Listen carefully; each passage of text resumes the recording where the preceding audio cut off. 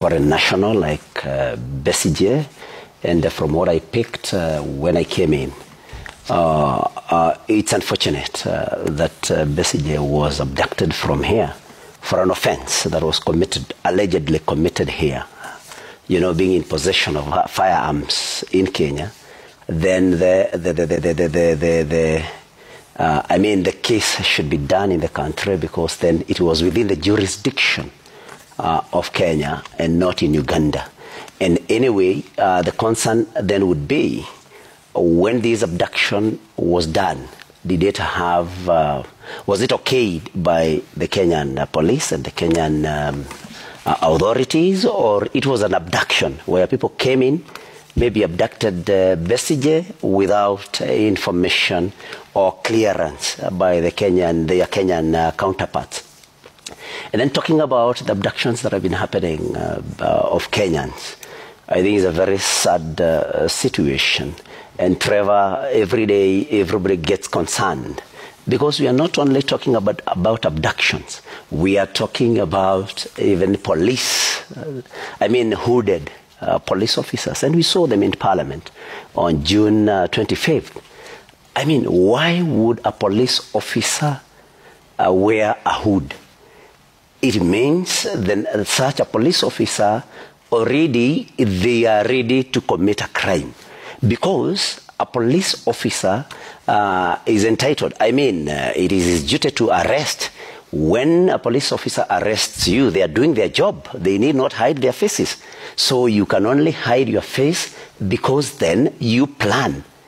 From the time actually that you leave wherever it is, whether it's a police station or your home, you are going to commit a crime. And I think such are the things that should be condemned by any Kenyan that is progressive, because these are things that have not been seen in the many years, especially after multipartyism. Yeah. And of course, then it becomes the concern of everybody that we could be going back to some very, sad situation that was there many years back. Yeah. And so abductions for me, whether it's of a foreign national or a local, is something that we should really think about and condemn in the strongest terms possible. Are we seeing an increase? Because the former deputy president also, when you look at his pages, he says that he's being trailed by vehicles that he's not sure of. When you look at it online, he puts them there. What is going on here? Who should be blamed for all this? I think we may not be able to lay blame on any particular person or office, but it's a matter of concern. Trailing people, abducting people like we have said. I think what should happen is, if the police have a case against me, they should arrest me and identify themselves, of course. We must know. If I'm arrested, everybody should know. My family, my lawyers, if I have any, should know that I've been arrested by these particular police officers. In fact, they should be having their identification cards. If you demand, they should even give you their service numbers. And they should, everybody should know which police station I have been, taken to. Privy to some of the things that were going on, but we had not set the link. And it is Kenya again. Because when you have a rogue government in Kenya, then you're in trouble to have two rogue governments working hand in hand. The people of Kenya and the people of East Africa are in trouble because Kenya government, that rogue government, has surrendered its security to Uganda. And so Kenya is going to pay the price, like Ugandans will pay the price, and all people who go to Kenya as tourists.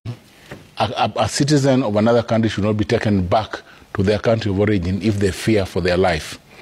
But in the case of Besigye, it's interesting that as soon as hue and cry was raised over his arrest, he appeared before a court in Uganda.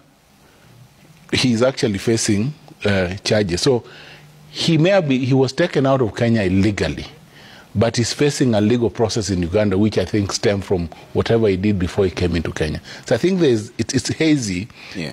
And then there's also clear information that he was apparently abducted not by Kenyans, but by Ugandans, by individuals who came into Kenya armed and took him out of Kenya. Isn't that a problem in itself? Because you say the government itself did not know that he was here. But if foreign nationals and foreign security operators know that he's here, come and pick him from here, isn't that a failure on the side of government? I think it also goes to the entire framework of the Treaty for the Establishment of the East African Community in 1999, and the peace and security aspects, and of course regional, or what you say, international crime within East Africa. Whether, therefore, Besigye, having committed a crime within Uganda, came to Kenya to hide from the long arm of the law. So those are issues that need to be there. So I think it's also a regional question, not just for Kenya, but also for the East African community. How do we treat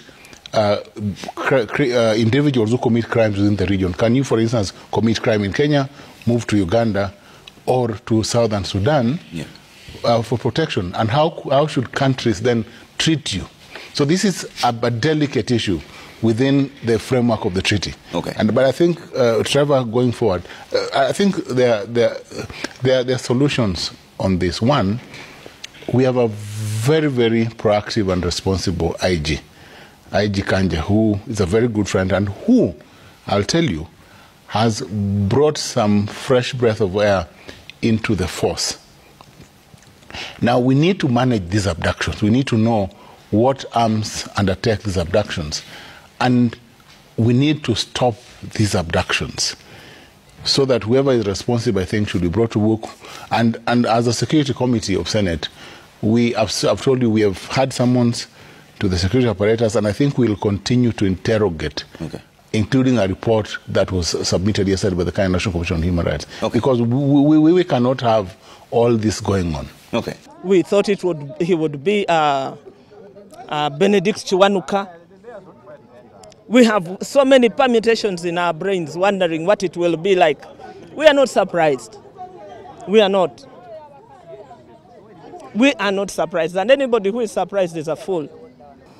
Our objection would not benefit from that representation in itself, so that the ruling comes after I have had a representation.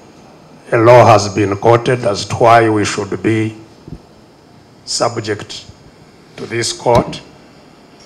I don't have the laws with me. I cannot respond.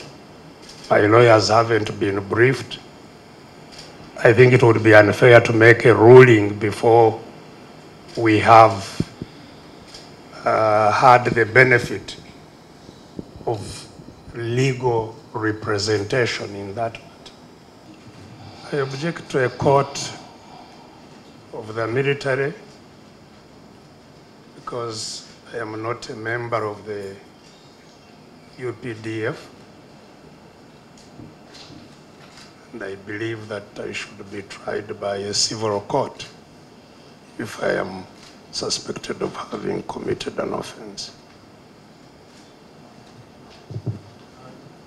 But I've already mentioned it earlier that I object because I'm a civilian.